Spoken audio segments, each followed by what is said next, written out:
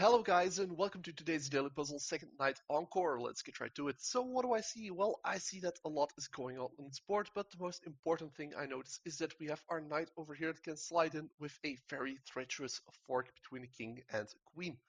Now you might say, why doesn't the pawn take? Well, because it is pinned to the king by our queen, and even if the rook were to take, then we would simply have checkmate on the spot undercover from our pawn, as the queen can actually take that pawn and will be more than plenty to deliver checkmate. So what do I see on top of that? Well, that this actually is the best move we do have to start off with. And clearly they do not fall for the mate in one threat from our queen, so instead they do move their king over. However, at this point, we can actually move our pawn over for a discovered check under cover of our own queen, meaning that the king clearly can't take, but their rook is forced to take. And as I just mentioned, the rook indeed has to take. Now, our queen currently is under threat from their queen, even though that would be a mere trade, but after that their rook could take. So instead we have to bring our queen to safety, and luckily we can do so whilst also actually threatening a checkmate.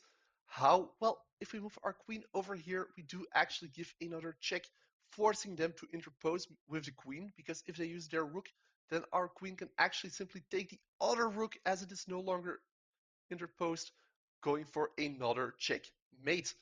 So indeed they do use their queen, but now their queen is overburdened because our other knight still has to join the party, and it actually can do so by moving over here with the check, also a fork, but the fork isn't the important part.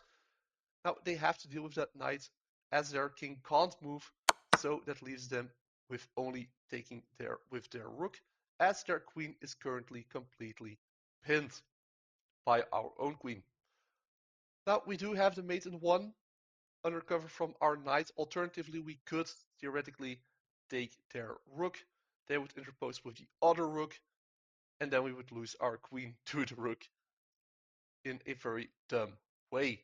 So instead, we are going to go for our mate in one by taking their queen, which is pretty poetic. There we go. Thanks for watching. Please leave a like, subscribe, and hopefully see you next time. Bye.